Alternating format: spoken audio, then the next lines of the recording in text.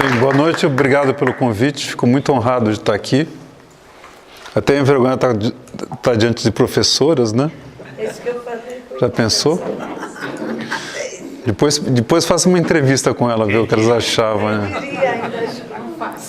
Eu queria começar com um teste aqui antes. Eu queria começar com um teste de artes plásticas. Tipo aqui.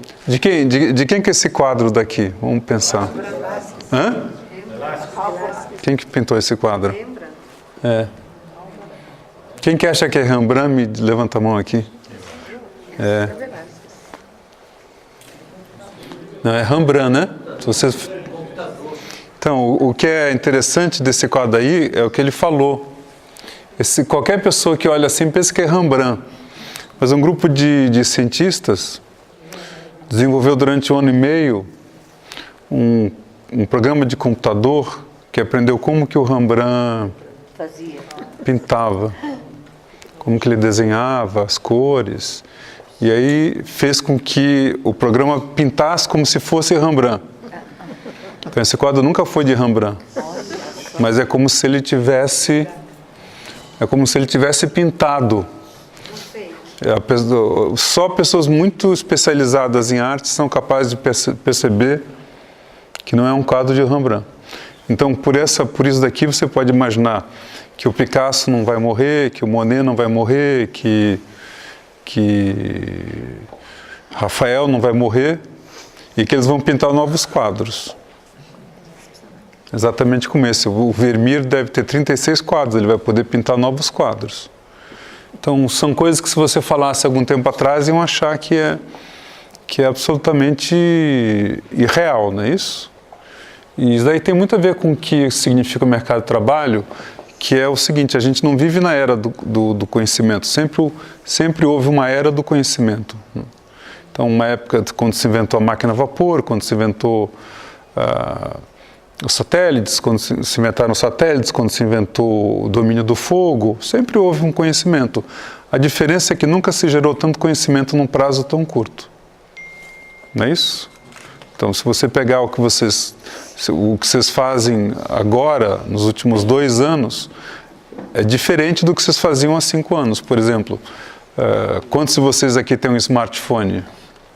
Todos têm, não é isso? Veja quantas senhas vocês usam, imagina que você pudesse falar com outro país sem pagar 1 centavo de conta telefônica. Você ligar para Israel, para os Estados Unidos, sem pagar 1 único centavo. Imagina que você pudesse se comunicar sem pagar nada também. Que você pudesse usar o telefone. São coisas que já aparecem há tanto tempo atrás, né? Parece que hoje aparece, como que você às vezes está coloca aqui o celular, alguém vê que você tem catarata, né, algum centro médico. Então o que acontece é que o conhecimento ficou muito acelerado e a gente pouco pode acompanhar. Talvez, se a gente voltar um pouco tempo atrás, vocês talvez nem se lembrem mais de uma coisa chamada videocassete. Vocês lembram o que é videocassete? Aquela coisa que você pagava R$1 se não rebobinasse quando fosse devolver. Então, possivelmente, vocês nem sabem, aprenderam como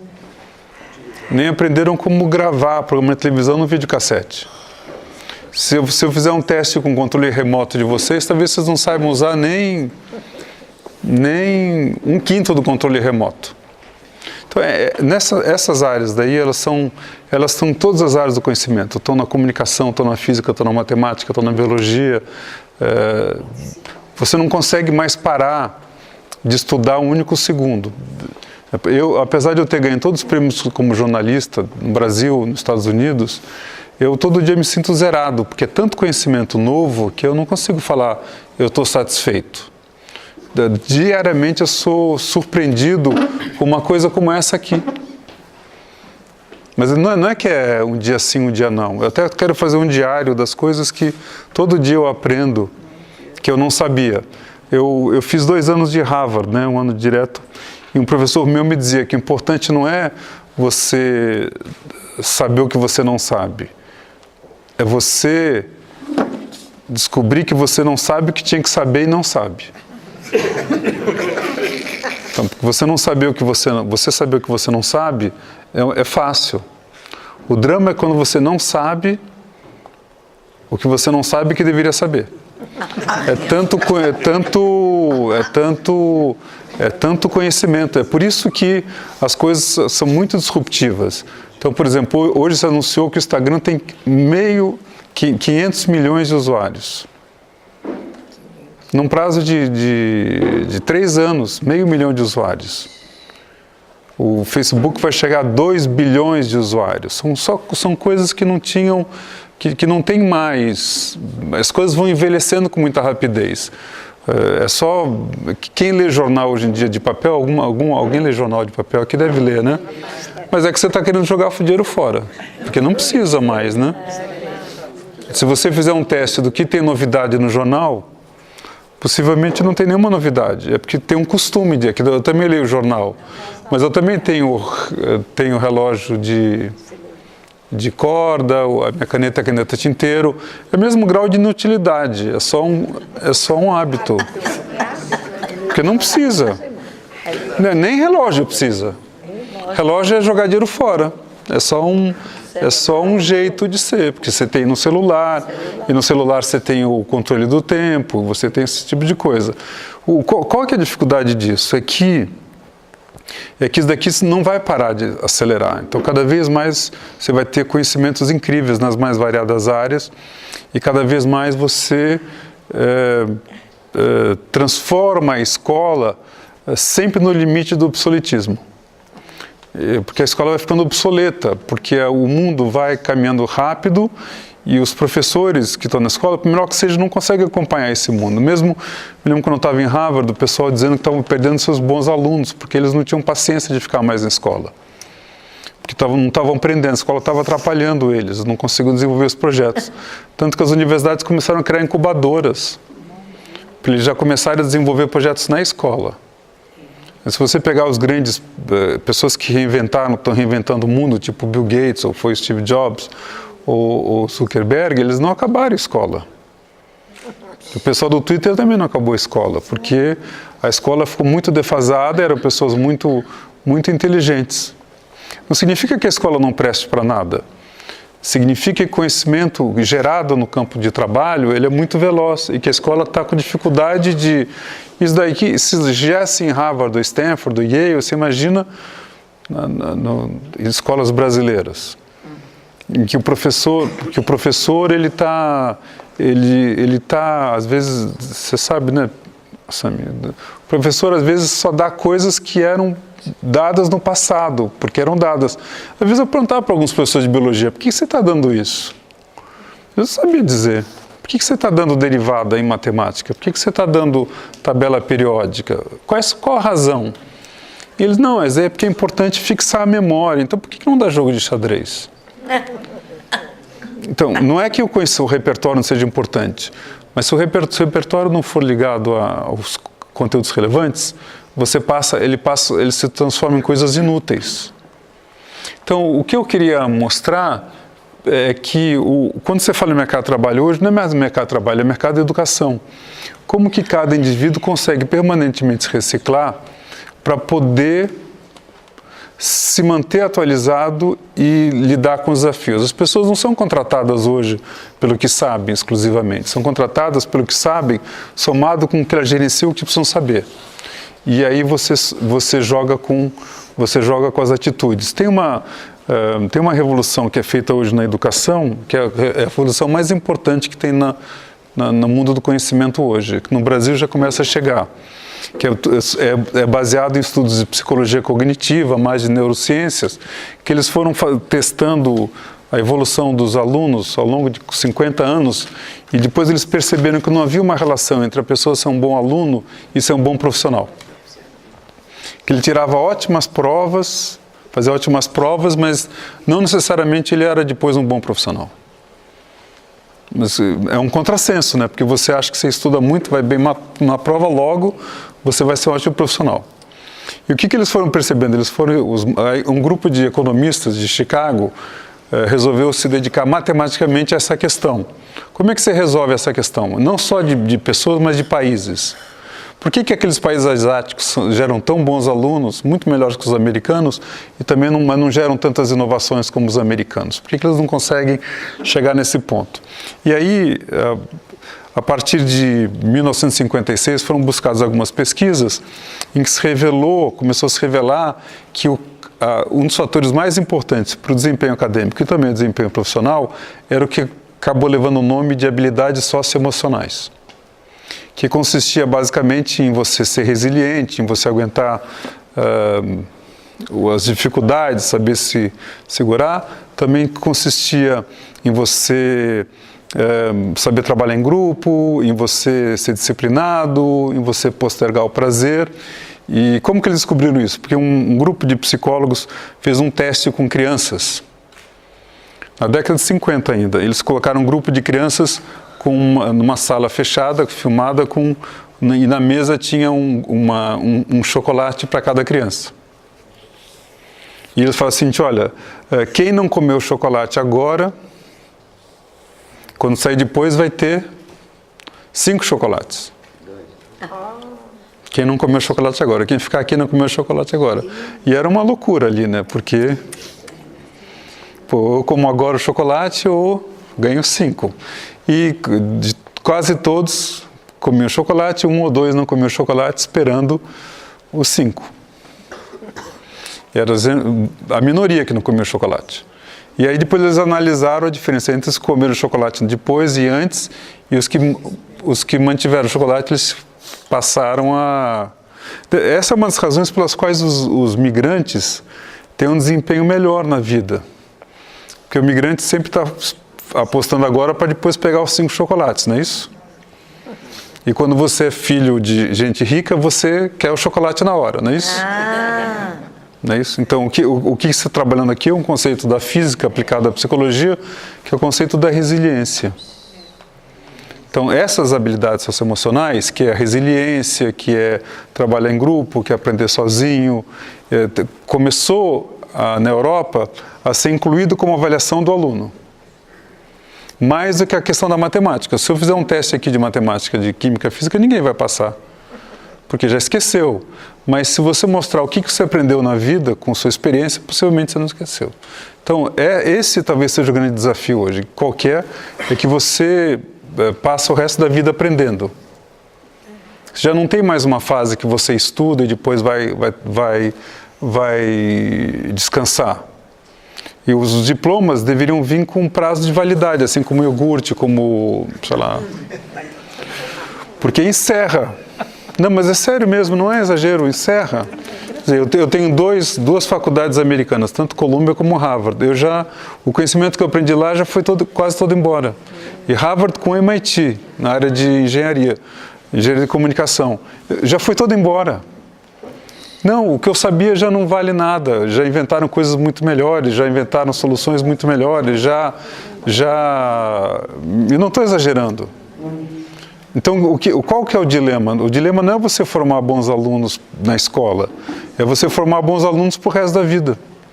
E daí você só trabalha com isso quando você consegue ensinar o hábito da curiosidade e da aprendizagem permanente. Essa é uma das razões pelas quais os judeus conseguem sobreviver, apesar de tantas... Porque os judeus não eram para ter sobrevivido, né? É uma impossibilidade quase científica os judeus terem sobrevivido, porque foi tanta perseguição durante tanto tempo, de forma tão sistemática, que a única explicação que você tem para o judeu ter sobrevivido é que ele tem um mecanismo de aprendizagem permanente para se adaptar a situações muito extremas. Então, não houve a possibilidade do judeu parar de estudar. Então, essa coisa do judeu estar estudando deu para ele uma embocadura para saber lidar com as coisas mais contemporâneas. Só você vê o número de judeus que não eram religiosos, mas estavam vinculados a coisas contemporâneas, tanto Freud como Marx, como tantos outros. E isso explica por que você consegue criar uma intelectualidade judaica aberta à novidade, porque tem um treino de estudos, não é por outro motivo. Primeiro, você tem um olhar marginal do mundo, que você só consegue ser inovador quando você tem um olhar marginal de fora. E segundo, a resiliência. A resiliência, o judeu aprendeu a ideia da resiliência. Já nossos filhos já não devem ter mais isso, porque já se acostumaram no mole, entendeu? Já não tem o mesmo tipo de visão. Mas isso, quando eu morava nos Estados Unidos, eu vi uns estudos tão interessantes comparando os negros. Porque os negros aparecem sempre nas piores, americanos nas piores exposições de trabalho, de estudo, estão mais na cadeia, mas eles compararam os negros americanos com os negros que vinham da África. Aqueles que vinham do Haiti ou que vinham do Senegal, e os negros que vinham da África rapidamente prosperavam. Rapidamente prosperavam. Porque não estavam esperando o tempo todo uma solução que viesse de governo. Não tinham ainda aquele roteiro vitimizado. E é o que explicam os judeus, né? Quer dizer, aquela coisa de estudar, e isso explica a sobrevivência, porque se não fosse esse critério da necessidade de sobreviver e de você ter conhecimentos permanentemente para poder lidar com situações muito desafiadoras, possivelmente os judeus não teriam desenvolvido tantas habilidades intelectuais. Não sei se vocês sabem, os judeus detêm 20% de todos os prêmios Nobel da história da humanidade. É uma coisa excepcional, né? Um povo desse tamanho ter tanto prêmio Nobel. Agora, em compensação, não tem nenhuma medalha de ouro em Olimpíada. Era o certo. Mas não de Israel, né? Então, é uma exceção, ó, você lembrou uma. Mas os jovens estão sonhando. Então, de hoje, né? Porque não precisava corredor, não precisava gente que nadasse, precisava gente que resolvesse questões do cotidiano. Eu só queria mostrar então um pouco que no caso da minha trajetória, que é uma trajetória de aprendizagem, eu misturo algumas linguagens que mostram esse poder o que tem por trás da educação. Uma das outras razões pelas quais eu acho que a condição judaica favorece o aprendizado e favorece a sobrevivência é porque na comunidade judaica tem aquilo que é o fundamental da aprendizagem de tempo integral, que você não aprende só na escola. Você tem 3 níveis de aprendizagem. Você tem escola, tem a família e tem a comunidade, como um eixo só de aprendizagem. Isso que as pessoas falam de educação em tempo integral hoje, o judeu já tem há muito tempo. Além de ter foco em educação, a família é um eixo de aprendizagem muito forte. Era difícil você ver um pai e uma mãe de judeus que não participassem da escola do filho. É que para nós é normal isso, mas se vocês pegam em famílias católicas, isso daí não existe. Em reunião de pais e mestres, ser voluntário em escola. Aliás, o brasileiro não tem tradição de ser voluntário em nada, né? Porque está sempre esperando as soluções. Então você tinha a família como eixo de aprendizagem, sobretudo o papel da mãe. Aí você tinha a escola, e geralmente as primeiras escolas eram quase em tempo integral, semi-integral, e a sinagoga era quase não, era uma extensão da escola. Por exemplo, no meu caso, que eu ia na CIP, o final de semana era de estudos, porque você tinha palestras, então você não parava de aprender o tempo todo. E ao mesmo tempo, quase todos tinham mais de uma língua, não é isso? Ou era francês, ou era espanhol, ou era inglês, ou era alemão. Então, era difícil não prosperar. Então, o que vocês vão ver um pouco, eu vou mostrar um pouco dessa ideia de como que a minha visão de educação com comunicação acabou gerando uma ideia da aprendizagem permanente. Não, eu posso até falar, né? Eu era um péssimo aluno na escola. Me pergunta aqui, eu era um péssimo aluno. Eu era talvez o pior aluno da escola, um dos piores alunos da escola. Eu ficava em segunda época todo ano, achavam que eu era semi-analfabeto. Mas a escola era um centro de curiosidade. Eu não gostava da sala de aula, porque me ensinavam coisas que eu nunca ia usar, tipo os afluentes do Rio Amazonas. Não, é verdade isso. Mas, de alguma forma, a escola me mostrou a questão da ética, a questão da moral, e o prazer da aprendizagem. Tinha uma incompatibilidade entre o que o pessoal exigia na escola e o que eu queria da escola. Mas a escola foi fundamental, não a sala de aula, mas o ambiente escolar. Então, eu ter de um lado o Pérez, ter a CIP, ter a família, e no caso da nossa família tinha um lado que era um lado mais europeu, um lado que era do Marrocos, do Pará, outro lado do Nordeste, então te dava uma vida permanentemente de aprendizagem. Então essa noção de escola, família, comunidade, aprendizagem permanente, vai orientar toda a minha vida enquanto alguém que gosta de aprender. Quer dizer, de fato, para mim foi um pulo, né? Porque eu saí da escola, até na faculdade no Brasil também foi uma tragédia, né? Porque eu fiz jornalismo mais ciências sociais não acabei. Eu só fui mesmo me empenhar, foi em Harvard. Porque lá eu sei eletrocutado se você não se empenhar. Nem em Colômbia eu me empenhei, mas em Harvard eu me empenhei. Foram 2 anos de empenho e realmente foi ali que eu tive contato com excelência no mundo da aprendizagem. O que eu comecei a desenvolver quando eu morava em Nova York? Eu comecei a desenvolver um conceito de que quando você junta escola, família, comunidade, sobretudo comunidade, você tem um aluno diferente. Aí eu comecei a desenvolver lá a noção que em inglês chamava Learning Neighborhood, que era bairro educador. Aí quando eu voltei para o Brasil, eu peguei o meu bairro, que era Vila Madalena, e comecei uma experiência que depois foi replicada no Brasil inteiro, com o nome de bairro escola. E isso daqui virou um case de Harvard, de exemplo de como que você cria novas comunidades. Então na Vila Madalena, por exemplo, a gente começou a fazer a visão de comunicador, de tudo que o bairro tinha. Aí você unifica os centros culturais, as ONGs, para que o estudante use o bairro como extensão da escola. Então isso daí levou o nome de bairro escola. Que parecia com sentido, quer dizer, a mesma ideia de escola, família, comunidade, para criar um eixo em que o jovem está permanentemente conectado no processo de saber. Como que é aqui? Então, por exemplo, aquele cemitério que você viu, lá na Vila Madalena, se transformou numa galeria de arte. Está vendo como uma coisa foi ressignificada? Esse daqui é o beco lá em frente onde a gente trabalhava, que era um lugar de traficantes, virou uma galeria de arte também. Vocês estão percebendo que tudo é motivo... Porque eu também não consigo imaginar que alguém desenvolva imaginação sem desenvolver o prazer da arte, ou da cultura, porque o que te dá o limite da criatividade é a cultura, né? É a música, a dança, o teatro, é isso que te faz voar. Se eu pudesse escolher só 2 matérias fundamentais para a formação de estudante, eu escolheria filosofia e artes. É o que te joga no máximo da criatividade humana, né? Olha, aqui ficou assim. E o bairro todo ficou pintado. É o único bairro do mundo totalmente pintado para os seus habitantes e artistas.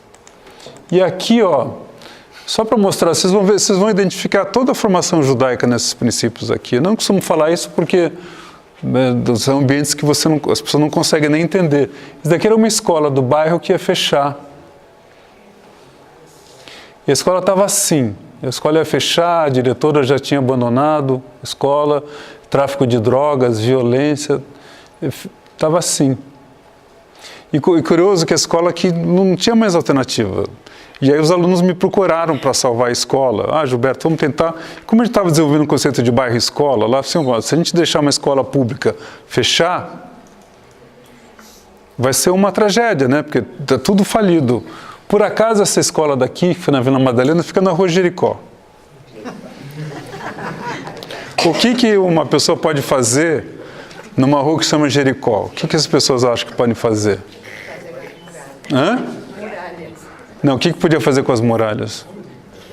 Derrubar as muralhas, exatamente o que a gente fez metaforicamente, derrubamos as muralhas, né? Então a escola que ia fechar, a gente começou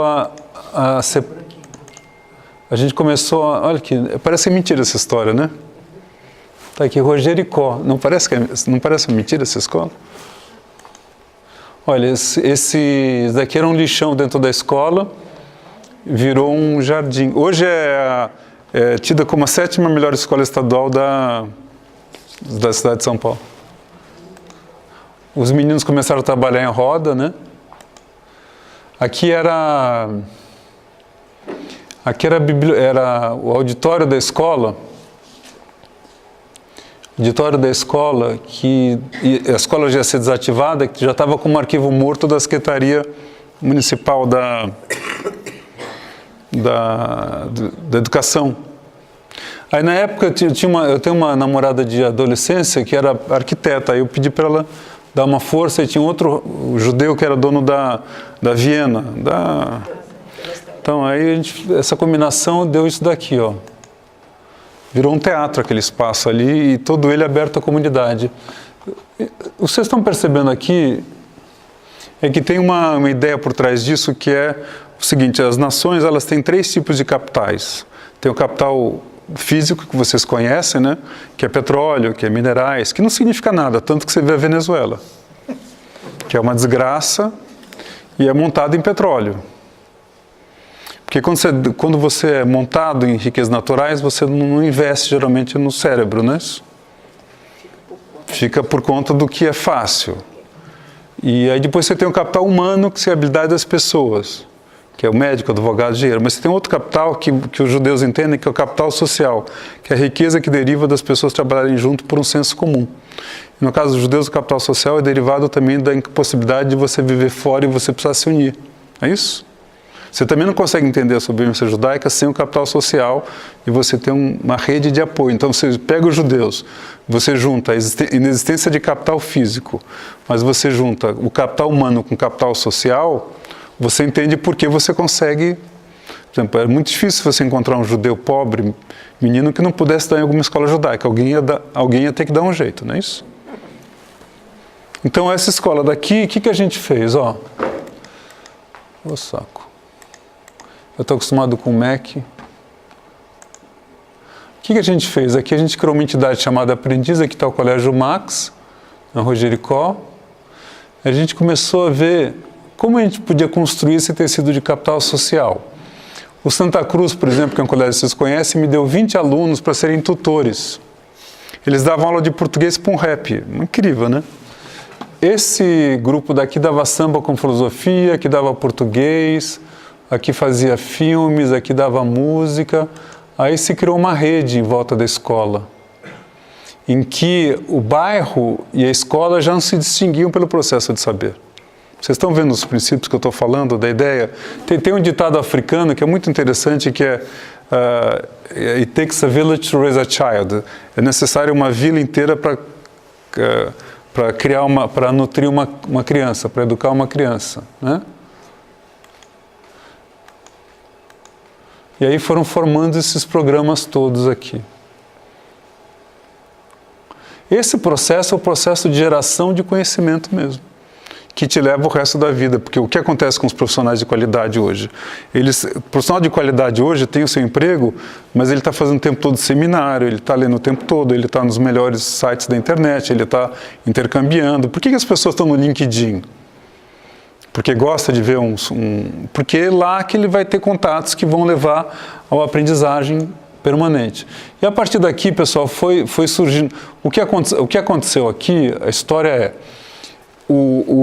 a gente montou essa ideia do bairro escola. E ela já derivou de uma ideia que eu tinha ajudado a desenvolver em Brasília, foi a ideia da própria Bolsa Escola, que a gente desenvolveu quando um amigo meu era governador, Cristóvão Buarque. Então ele desenvolveu a ideia num bairro de Brasília.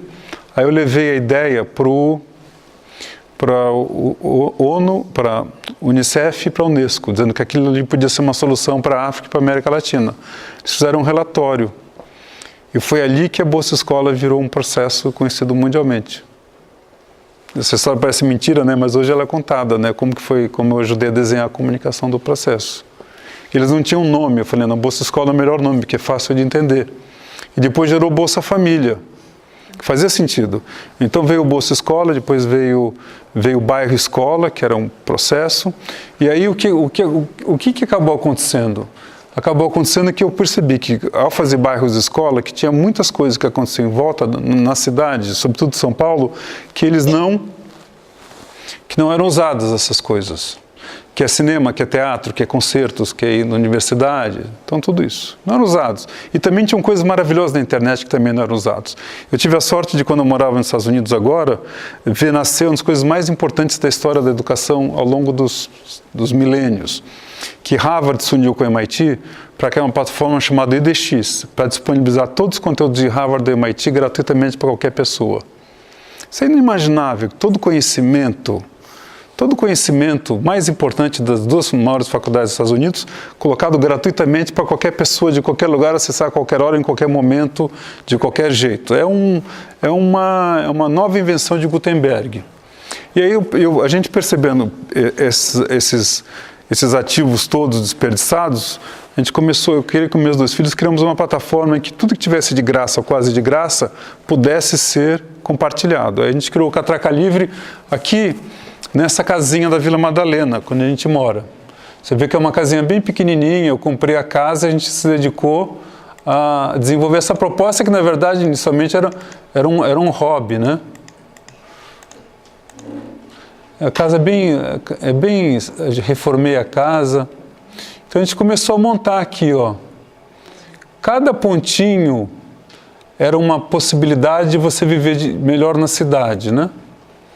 Tudo. É como se tivesse uma chave da cidade. Era uma ideia, naquela época eu não sabia que nunca ninguém tinha sido feito isso em nenhuma parte do mundo. Aí começamos a desenvolver soluções tecnológicas.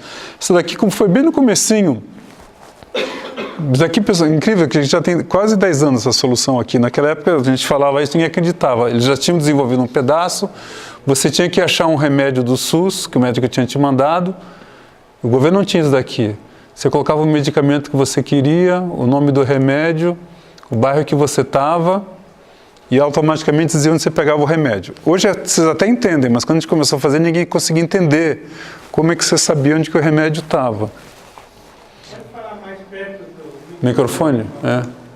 Aqui foi uma outra coisa que a gente inventou, que era o seguinte, tem um amigo meu que vocês conhecem, que é o João Carlos Martins, o maestro, que ele me contava que tinha muitos músicos pobres que não conseguiam, tinham problemas de vista ou de audição, e que isso era um problema, porque ele ensinava, os garotos tinham talento, mas eles não desenvolviam.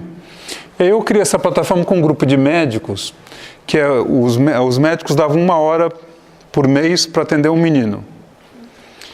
Para não ter burocracia, através da plataforma, eles conseguiam marcar o médico diretamente. Médicos de R$1.000, sei lá, R$500. Então não tinha problema, o cara marcava e ia direto. Coisa simples, né? 1.000 médicos se ofereceram a dar 1 hora por mês. Novamente vocês estão aqui vendo o capital social, não é isso? Olha como o capital social gera riquezas. Um dos meninos já era tido como retardado mental. E já estava se envolvendo com drogas, ia deixar a escola, e ele marcou. A mãe já estava desesperada, e ele marcou uma consulta. Aqui, ó. Ele só tinha um problema de óculos que ele não usava. Um garoto que podia ser um marginal, né?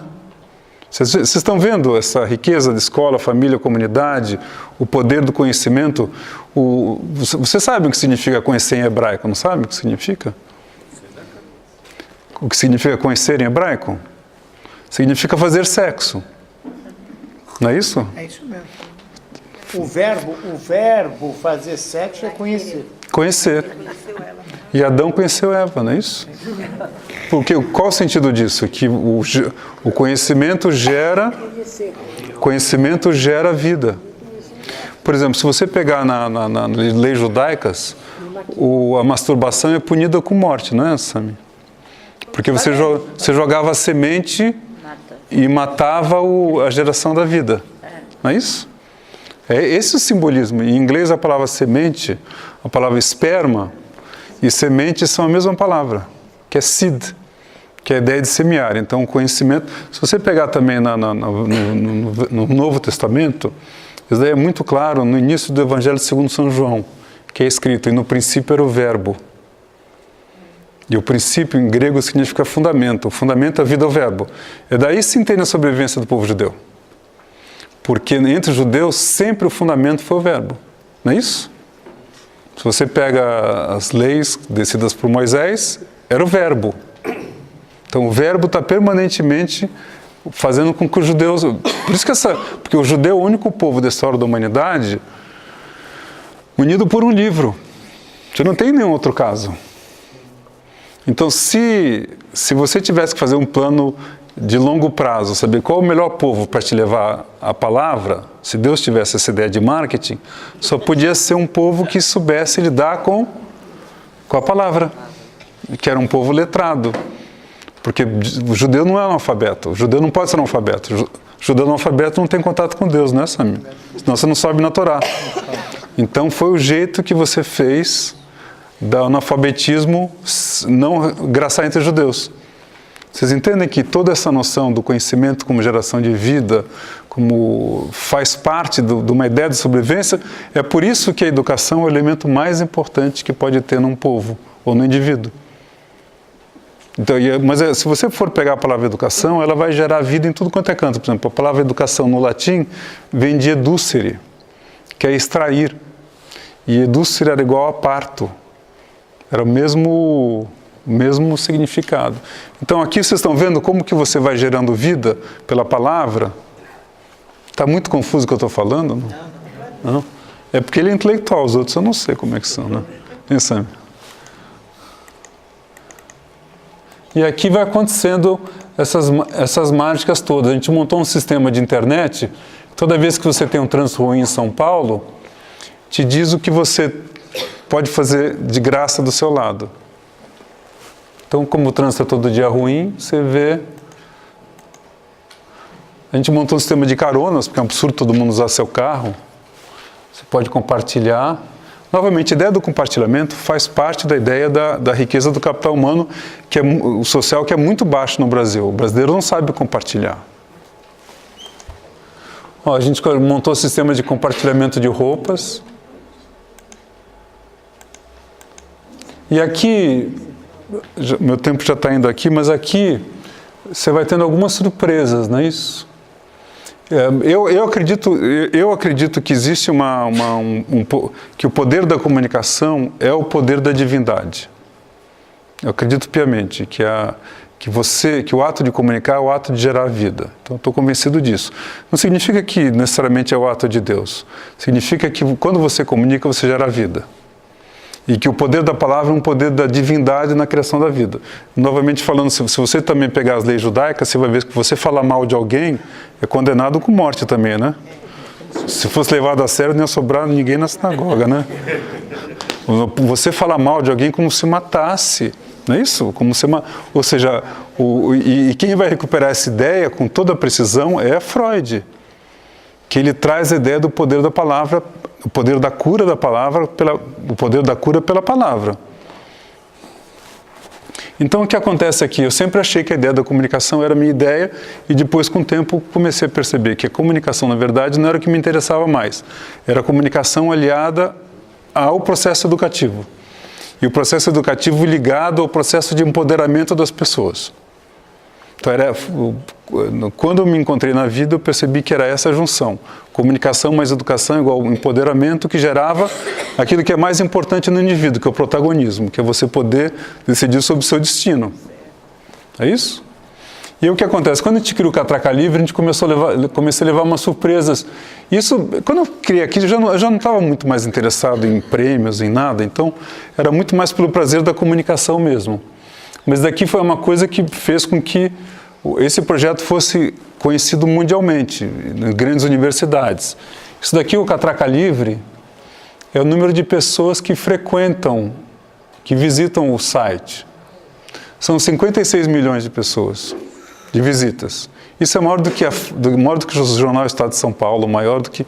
Vocês têm que lembrar aquela casinha lá, né? Comparado com os outros.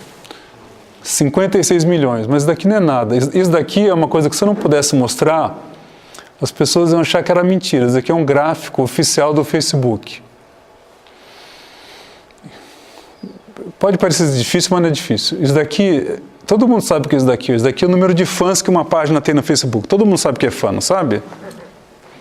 Está aqui. Então, eu só peguei aqui, o Facebook só me mandou isso daqui, que são páginas, as maiores páginas em inglês da imprensa mundial. Então, New York Times, BBC, New York Times, Huffington Post, que é um case mundial de mídias sociais, o BuzzFeed. O pessoal da direção do Facebook me mandou porque eles queriam que eu explicasse isso, que eu também não sabia explicar na hora.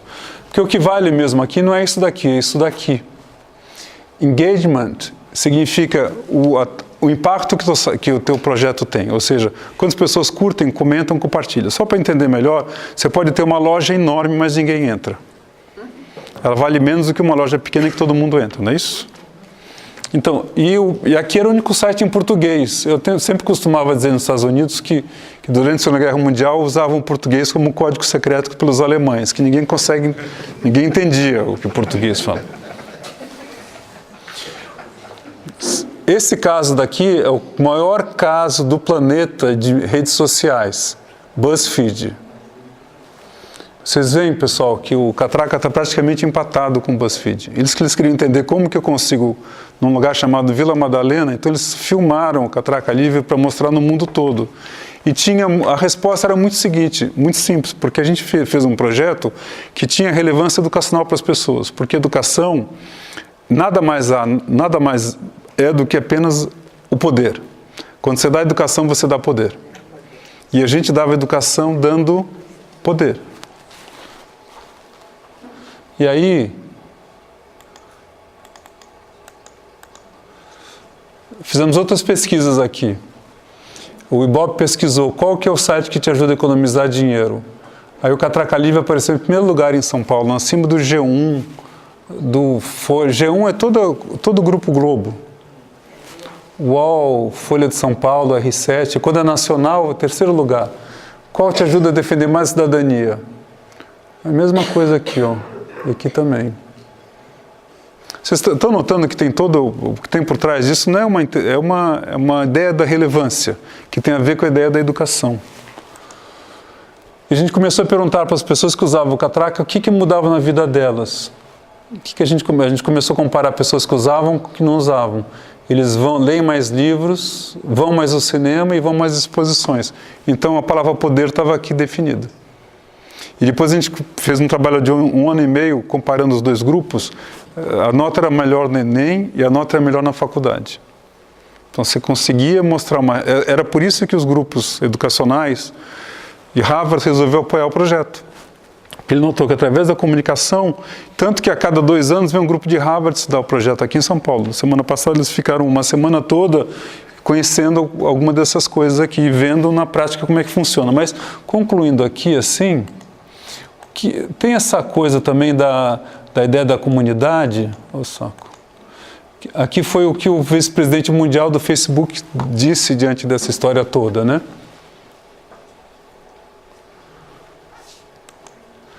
E aqui... E aí, concluindo um pouco, essa ideia de que se você quiser mudar o mundo, você tem que mudar o que é próximo. É isso que o Catraca sempre pregou, que é essa ideia de protagonismo, né? Não é você sempre tentar mudar o que é longe, tentar mudar o que é próximo.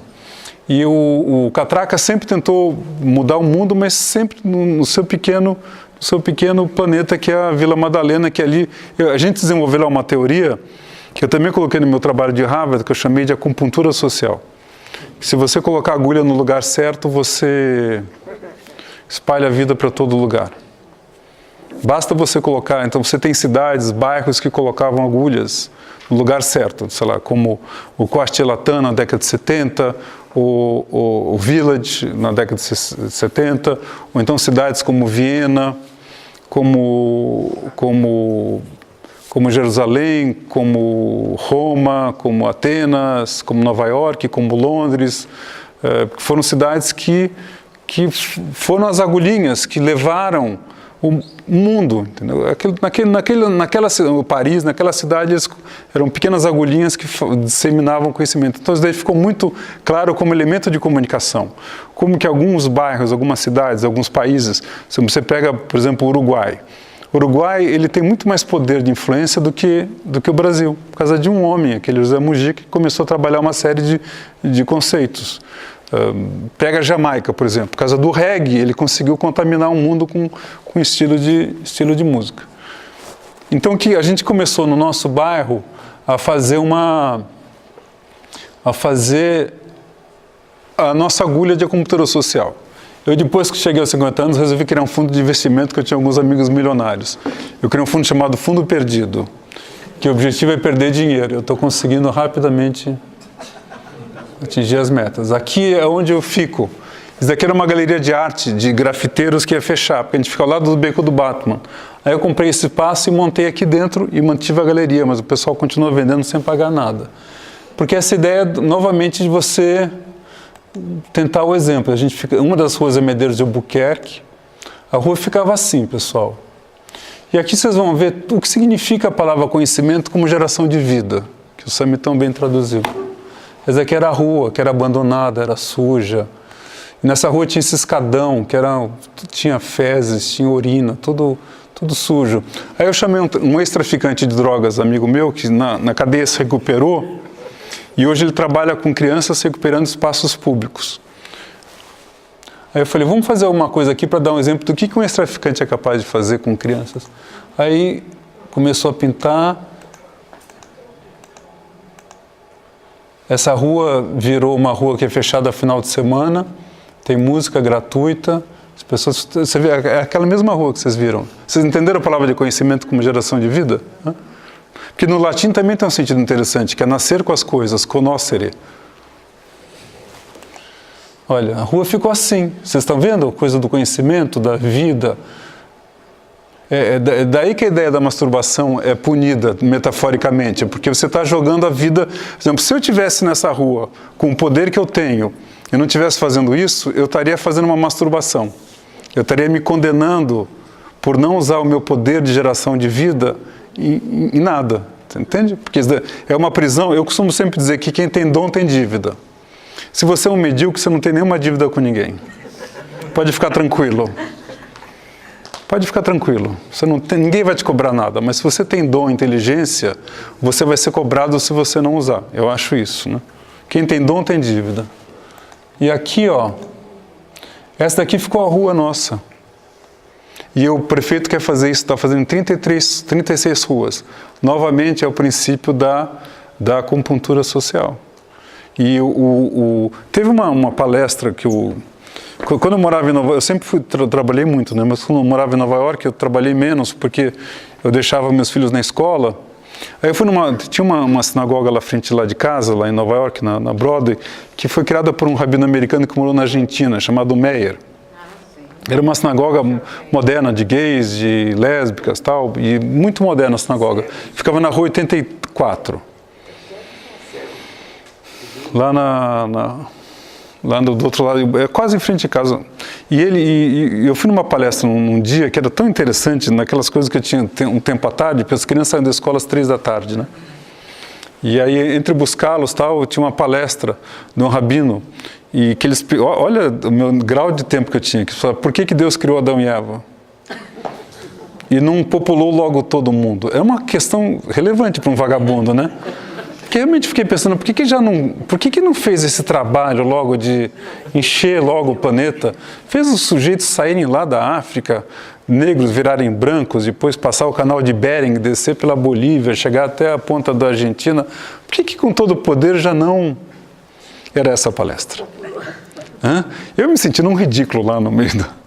E foi uma das palestras mais lindas da minha vida. Eu falei, não, porque Deus queria dar o exemplo, que era o seguinte, que quando você salva um, você salva a humanidade. É muito bonito isso, né? Isso daí ajudou a me sintetizar. Quando você salva um, porque você está dentro de toda a humanidade a partir de um, e um é toda a humanidade. Isso é de uma profundidade incrível. Então, quando eu estou na Vila Madalena, eu nunca me esqueço disso. Que se eu estou salvando aquela rua, eu talvez esteja salvando a humanidade inteira. Porque aí você fica com uma noção do teu poder. Então, isso daqui é como que você vende uma ideia de um Brasil novo, de um mundo novo. E olha, a gente conseguiu fechar esse beco daqui agora, que agora não passa mais carro. Então esse daqui é o escadão. E ficou assim. E aí você compara os dois. Aí você entende o que é conhecimento. E eu sempre falo o seguinte, se a gente consegue fazer com que um traficante faça isso, acho que até um deputado a gente consegue fazer alguma coisa decente. Até um senador. Até um político. Vocês veem? Porque, na verdade, aqui você está decidindo o que é um país, não é isso? Né? E aqui, pessoal, o que vocês estão vendo aqui? Escuridão, não é isso? Na verdade, aqui é o beco do Batman que foi de lado, que a gente colocou luz. Ficou assim. Entendeu? Aqui é uma parte do beco, vocês não estão vendo nada. E é como ficou. Então virou uma praça. Ó. Então é isso, só queria falar isso daqui, que na verdade, quando você educa, você põe luz nas coisas. E quando você deseduca, você põe trevas. Muito obrigado, viu? Tem uma boa notícia e uma má notícia. Se você tem uma boa família, uma boa escola e é esforçado, não vai ficar desempregado nunca. Não tem possibilidade. Porque, na verdade, o Brasil tem desemprego, mas também tem falta de talentos. Tenta empregar alguém hoje com talento. Não sei se já tiveram essa experiência. Tem um bom desemprego. Tenta empregar alguém. Tenta empregar alguém para trabalhar na sua casa, para trabalhar na sua empresa. Você não encontra as pessoas. Ou porque não tem habilidade e tal. Agora, o drama é o seguinte, que hoje as escolas ensinam habilidades que a gente não sabe quando é que vai usar e se vai usar. É daí que eu tinha dito o seguinte, que a solução da empregabilidade é você ensinar o prazer da aprendizagem. Para que veja o tempo todo. O drama, as pessoas não sabem como vão ser as carreiras daqui a 10 anos. Não sabem. Esse conhecimento de matemática, química, física, biologia, tal, de linguagem, você não sabe como que vai usar. É daí que se você consegue ensinar a aprendizagem permanente, o prazer disso, dificilmente fica desempregado. Eu não conheço ninguém que, com esse tipo de embocadura, agora, o legal é quando a pessoa aprende o que ela gosta de fazer. E aí, a hora que ela aprendeu o que ela gosta de fazer, acabou. Ela vai fazer o resto da vida. Se conseguir juntar essa habilidade com o prazer da aprendizagem. Agora, o que é bom da escola é que, às vezes, quando ela pode dar uma habilidade de disciplina para você aprender. E agora, se a escola tiver processo de tempo integral, o Sami estava me contando, se você oferecer cultura, artes, dança, literatura, cinema, não fica desempregado. Não fica. É claro que se você está nas melhores escolas, é mais fácil. Mas cada vez menos as pessoas querem os diplomas nas empresas. Já não, sabe, porque o Castilho está entrando com um diploma, mas também não tem atitudes, as pessoas são demitidas pelas atitudes. Você demite por comportamento. Porque quando a pessoa é muito esforçada, mas não tem habilidades técnicas, você acaba tolerando até a pessoa pegar. O contrário não é verdadeiro. Cada vez a gente... Isso eu concordo. Isso. Sabe, juntar. Esse binômio está muito complicado. É tanto que os testes de RH hoje levam cada vez mais em conta isso daí.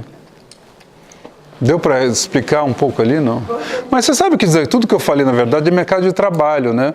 Que tipo de preparo você vai ter, porque eu não posso falar, aprenda isso, aquilo, olha, não dá para falar isso. Mesmo na minha carreira, o que eu sou formado como jornalista, diga que o jornalista tem que saber. Eu não sei muito mais, eu não sei dizer.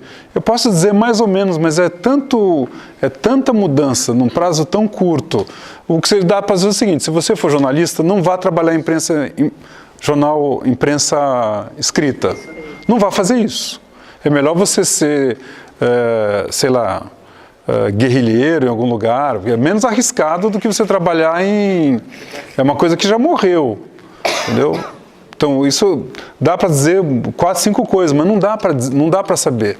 Se você vai no New York Times, se você vai no Washington Post, fala assim, quais são os desafios do futuro, eles vão te dar 10 certezas e 50 incertezas. Uma das coisas mais importantes que aconteceu na história recente das comunicações foi o Jeff Bezos, que é dono da Amazon, comprar o Washington Post. Ele comprou o Washington Post por $250 milhões. Para vocês terem uma ideia, o Washington Post se lembra que baixou um presidente dos Estados Unidos. O Instagram foi comprado por $1 bilhão. Como que uma coisa que nunca deu lucro, nunca foi nada importante, vale muito mais do que o Washington Post? Eu não consigo... Eu me lembro que eu era do Conselho Editorial da Folha de São Paulo e trabalhava direto com as pessoas mais brilhantes que eu conheci em toda a minha vida. Trabalhei anos, que era o Sr. Frias, que era o dono do jornal, que era uma pessoa de uma inteligência, de uma intuição, era impressionante. Aí eu tinha muita intimidade com ele. E o UOL ficava num andar do prédio da Folha. Um andar só. E todo o resto era Folha. Aí uma época vieram avaliar o UOL e avaliaram um valor altíssimo, né? Disse, Gilberto, me explica uma coisa assim, o que é? Mas não pergunta não conta para ninguém, eu vou te perguntar isso, porque realmente é uma pergunta muito íntima. Como que um andar vale 10 vezes mais do que o prédio inteiro? Então, como que um andar vale 10 vezes o que o pé inteiro? Então, você começou a ter mudanças de paradigma. Aí, o próprio Amazon, você pega de uma hora para outra, você tem uma coisa chamada Netflix, que você fez, quebrou todo, aí de repente vem um Airbnb, de repente vem um Uber, que você desmonta tudo do dia para a noite. Aí as pessoas vão tentar impedir o Uber. Aí depois do Uber está vindo a carona, e agora tem o Uber Pool, que é aquela coisa de você compartilhar o carro. Depois do Uber Pool, cada um de vocês vai poder vender a carona para quem vocês quiserem. Aí as pessoas estão compartilhando as roupas, estão compartilhando, trocando habilidades por dinheiro. Então, essa disrupção te faz o seguinte: não adianta o teu conhecimento passado, ele vale cada vez menos. Eu tenho 59 anos. Eu sou repórter desde os 17 anos de idade, é bastante tempo. E eu morei em Brasília há 13 anos, é bastante tempo. O conhecimento que eu acumulei hoje não me habilitou a entender o presente. Então, eu jamais imaginava que alguém como o Eduardo Cunha poderia ser presidente da casa e fazer tudo aquilo. Não estava no meu conhecimento que se tivesse um sujeito tão delinquente como aquele, capaz de chegar a tanto tempo. Como também não estava no meu conhecimento que o Supremo Tribunal Federal ia tirar um deputado de presidente da Câmara. Não havia base, repertório. Como também não havia repertório para que a justiça de segunda instância pudesse prender toda a República, que é o caso do Moro. O Moro é um juiz de segunda instância. Em Curitiba, que o avião nem consegue pousar naquela cidade, por causa do aeroporto. É um suplício. Como que alguém de Curitiba, um juiz de segunda instância, consegue mandar quase toda a República para a cadeia? O que eu estou colocando? Se você quiser se preparar para o mercado de trabalho, você vai ter que ter ideia de que o teu conhecimento presente e passado não está... É por isso que as escolas têm que trabalhar sempre a dúvida. Nunca a certeza. Pergunta que você fez hoje. Tem que fazer isso mesmo. Tem que fazer qualquer pergunta que você tem que fazer hoje. Qualquer pergunta. Então, nas escolas, geralmente você tem que ensinar a resposta certa. Você tem que fazer a pergunta certa. Umas coisas que eu aprendi muito nos Estados Unidos é que o fracasso é a melhor forma de você chegar ao sucesso. Aqui o fracasso é um terror. Lá as pessoas fracassam, eu fracassei nisso. Porque o fracasso é o processo de aprendizagem de dúvida. Então e tem algumas coisas eu já estava vendo. Quando eu morei em Brasília, eu já estava vendo a mudança de estruturas de informação. Eu falei, o Brasil vai entrar em processo digital e o governo vai ficar em processo analógico. Algum dia isso daqui vai estourar. Isso eu tinha escrito. O que eu não imaginava é que a gente ia ter uma Revolução Francesa sem sangue. Eu jamais imaginava o Marcelo Odebrecht preso por 1 ano, e agora ele vai fazer a delação premiada. Eu jamais imaginava que um funcionário terceiro escalão do Petrobras tivesse que devolver 300 milhões de reais. Porque não é no presidente. Essa sinagoga toda não custou 300 milhões de reais, entendeu? Você conhece alguém que já teve 300 milhões de reais assim, de feito? Não tem isso daí. Não tem o nível de corrupção cresceu, sempre teve a corrupção, mas ele foi crescendo, E eu conheci todos os tipos de corrupto, eu conheci, todos os tipos de corrupto. Não era isso que tem aí. O pessoal saiu do 1000 para o milhão. Também não fazia parte do meu aprendizagem o que está acontecendo na Petrobras. O que aconteceu com o Lula, o que aconteceu com a Dilma. Não fazia. Então, agora nós vamos ter que saber. Eu não sei o que vem no futuro. A sensação que eu tenho é que eu sou uma criança vendo um computador, que eu não sei analisar. E ninguém sabe quem que vem aí. Porque não vai ser quem sobrar. Interessante que hoje eu ouvi. Hã? Você sabe que um dos corruptos mais famosos me contou uma piada ótima sobre os judeus? O PC Farias, que até comemorou a morte dele. Eu falava com ele, eu falei, Gilberto, você conhece a história do Jacó e da Sara, Qual delas? Não, foi o seguinte, o Jacó falou para Sara assim, ele me contando essa história, não, se esse negócio que eu estou fazendo der certo, a gente vai passar um mês em Israel. Se der errado vai ser a vida toda. Eu me lembrei disso porque hoje comemorou os 20 anos da morte dele. Não, o pessoal do Microsoft diz assim, quem é o idiota que vai querer um celular que você toca na tela? Eles falaram isso. Mas sempre tem uns idiotas que fazem as previsões. É por isso que eu falei. Eu li um relatório do chefe do Departamento de Patentes dos Estados Unidos. No final do século XIX. Falou assim, nenhuma invenção mais será relevante.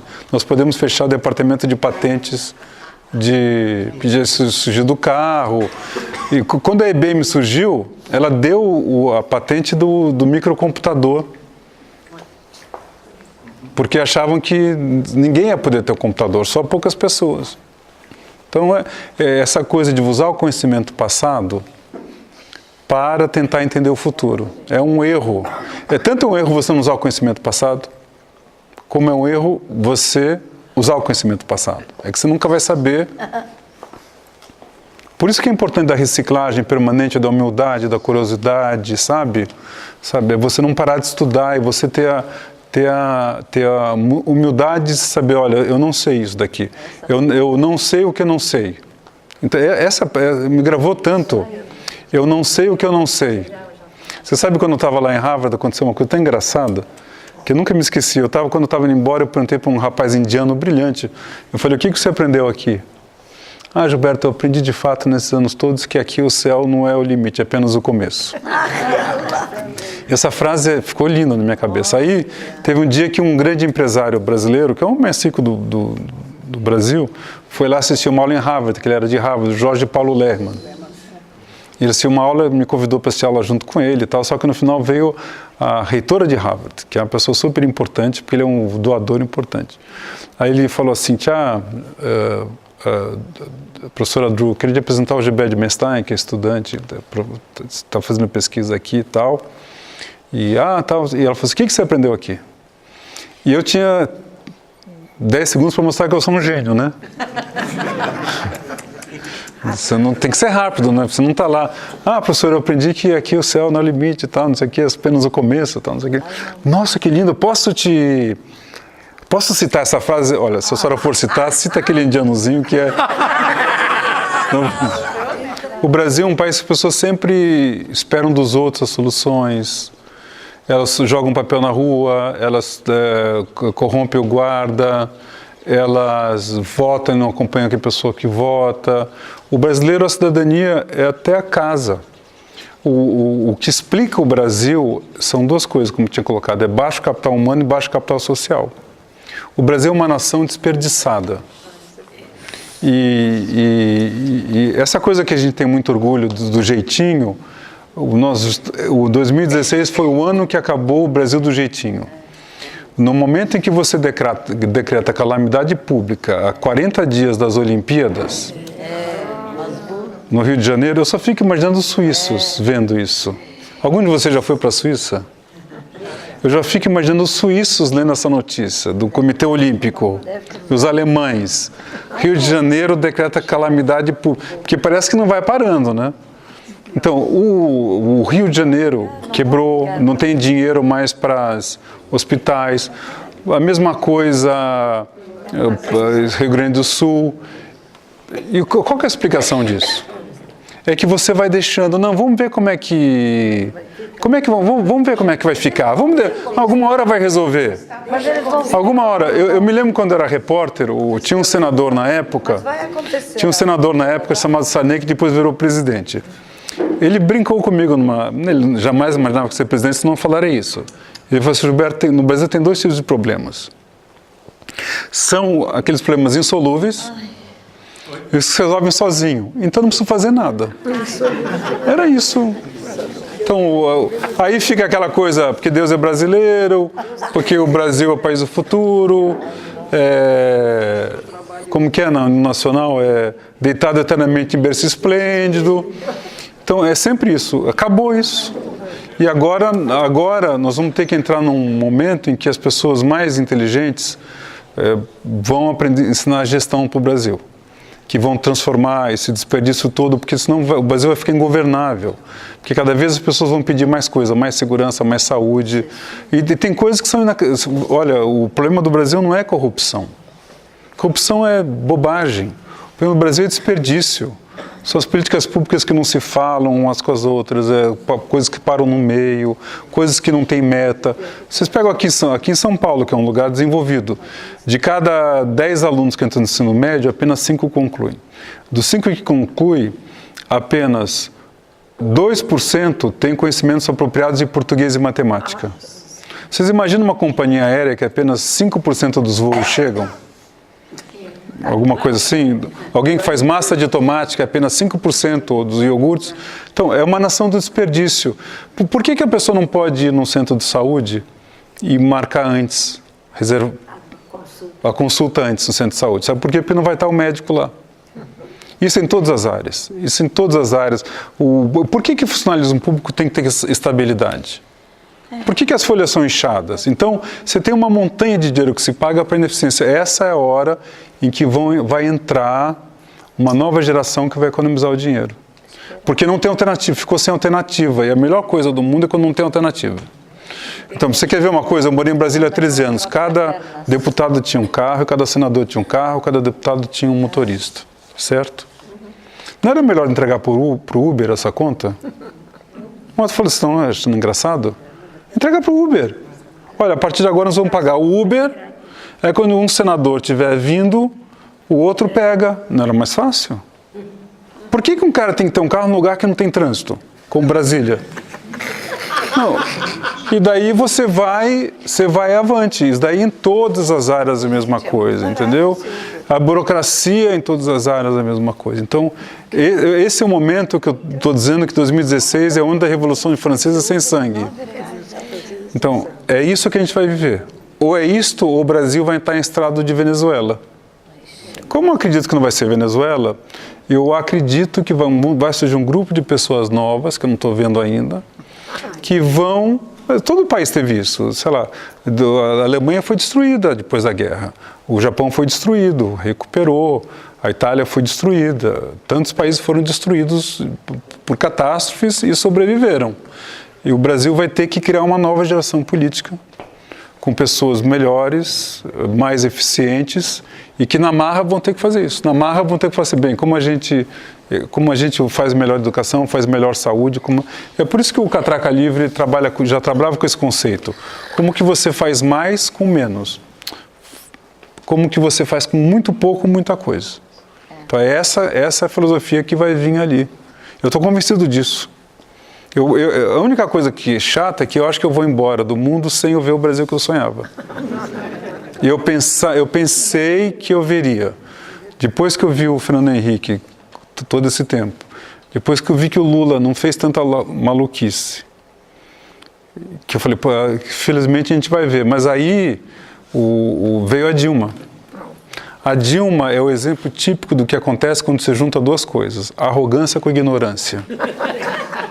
Porque o arrogante já é perigoso, mas quando o arrogante é ignorante e tem poder, é uma coisa. Ela é arrogância e ignorância. Essa mulher em 2 anos, ela é uma coisa. Ela foi um World Trade Center ampliado no Brasil, entendeu? E foi a junção da ignorância com a arrogância. Eu comecei a ficar preocupado, porque eu conheci ela antes, assim, e tinha uma boa impressão. Eu conheci ela como técnica, né? Eu fiquei preocupado quando, no primeiro ano de mandato, um pessoal da FAB me contou que ela entrava dentro da cabine do piloto e ficava dizendo para o piloto onde ir. Não, e dando bronca quando pegou turbulência. Entendeu? Aí não pode, entendeu? Eu falei, essa mulher tá louca, se ela tá dando... Não dá para confiar. É ignorância com arrogância, que é a pior combinação possível. Bem, pessoal, queria agradecer, Samir, obrigado pelo convite aqui, viu?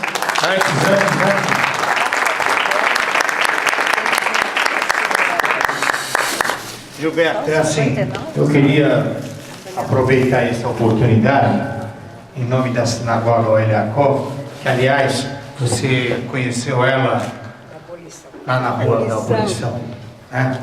E aqui, algumas pessoas dessa sinagoga lembram bem da família.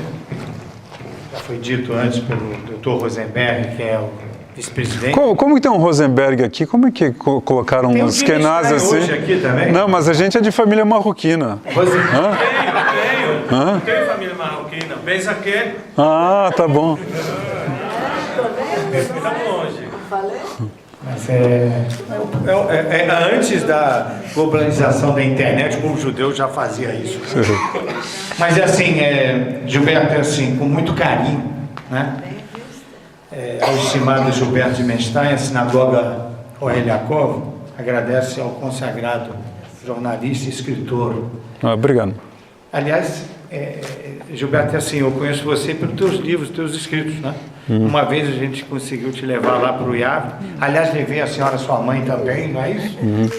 Você lembra lá do Bat Mitzvah lá? Você subiu lá no palco, você lembra disso? Pois é. A mãe do Gilberto faz também uma obra muito bacana, mas aí a gente faz outra noite, né? Outra noite, tá bom.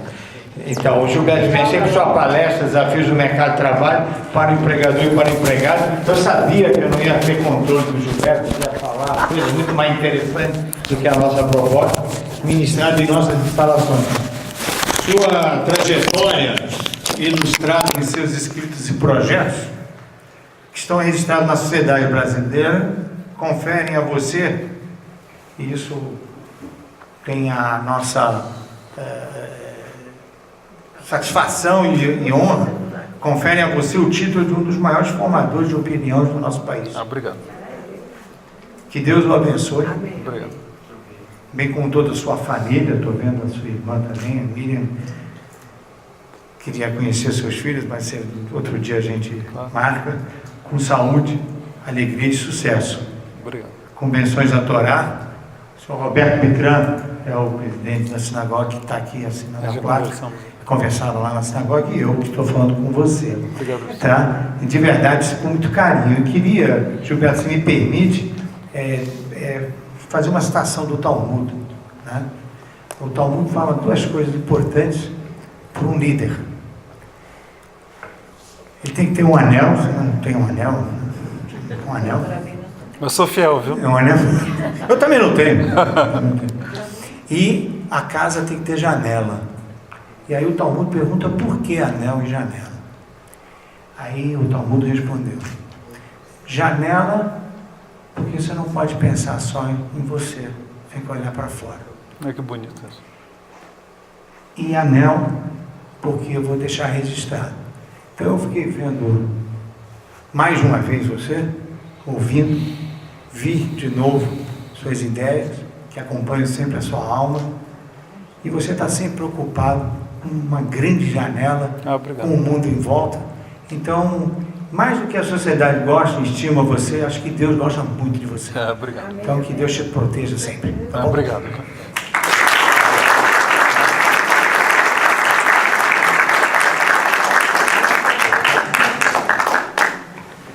Obrigado, pessoal.